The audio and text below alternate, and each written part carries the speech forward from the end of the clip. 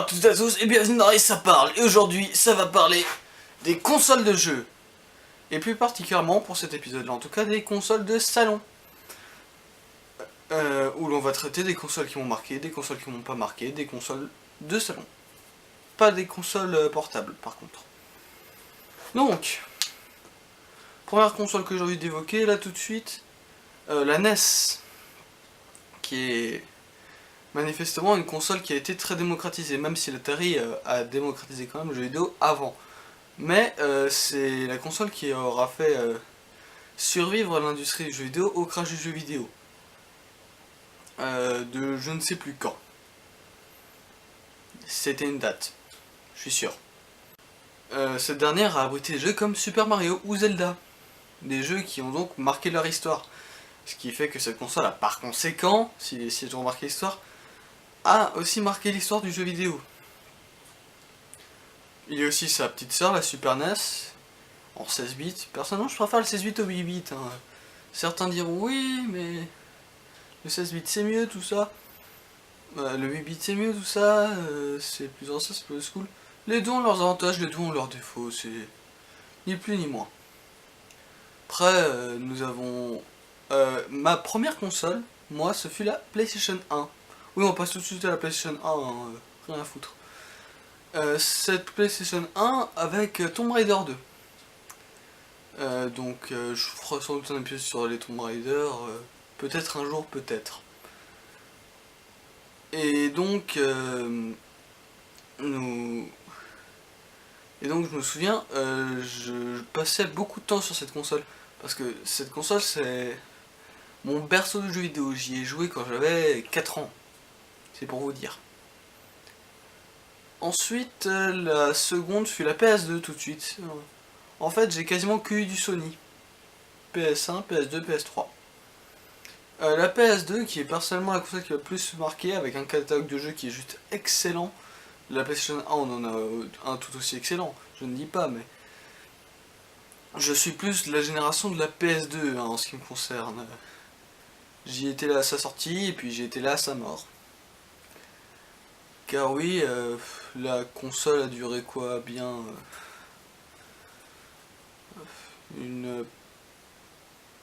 moi je sais plus. La console a duré un petit temps mais elle s'est fait rattraper par la PS3. Même si elle est quand même restée pendant la PS3 parce que la PS3 au début coûtait super cher si vous vous rappelez. 600 balles, ça avait fait du bruit. Nous avons donc aussi la PS3, ça encore la toute petite sœur, qui elle, est une bonne console, je veux dire. C'est pas à peine de dire PS3 ou Xbox One, PS4 ou Xbox One ou encore PS3 ou Xbox 360. C'est débile. Ces consoles ont un catalogue de jeux très similaire avec chacun leurs exclus, chacun leurs avantages, tout ça. Et chacun leurs défauts, chacun leurs trucs, enfin. Il y a avantages et défauts partout. Donc arrêtez de faire la guerre, ça sert à rien. Moi j'ai une PS3, j'ai pas d'argent pour avoir les deux, c'est tout. Ensuite, j'ai aussi eu la Wii, que j'ai toujours d'ailleurs. Avec la PS2 et la PS3, j'ai les trois. La Wii, c'est quoi? C'est une console ou avec un concept où l'on a un truc dans la main, une sorte de bâton, qui est en fait ta manette, ça s'appelle une Wiimote. Et ce bâton, la console va suivre les mouvements, pour faire diverses actions. Bon, au début, c'était le début de cette technologie, au début c'était pas glorieux, mais vers la fin, c'était quand même un peu plus précis et mieux.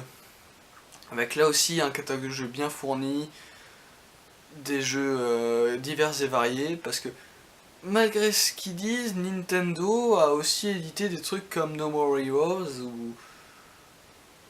J'ai plus le nom en tête, mais c'est un beat'em bien bourrin. Et récemment, avec la Wii U, ils ont aussi édité les Bayonetta. Alors bon, si vous dites que Nintendo c'est que pour les gosses, je sais pas ce qu'il vous faut d'autre. Ils ont eu Resident Evil 4 aussi. Ouais. C'est vous qui voyez, hein. Mais bon, maintenant je vais un peu parler des consoles nouvelle génération avec lesquelles j'ai une petite appréhension. En fait, pour moi, je pense que je deviens un vieux con peut-être, hein, qui sait. Peut-être qu'en fait c'est plus de mon époque. Peut-être que je deviens trop vieux, enfin, trop vieux à 15 ans, bon. Je vous laisse imaginer, pour ceux qui sont plus âgés de moi, que moi je suis désolé. Et donc, je vais vous dire mon avis là-dessus. Alors la PS4, pour moi c'est une PS3+. Plus beau graphisme, meilleur processeur, plus de graphisme, plus de processeur, plus de tout.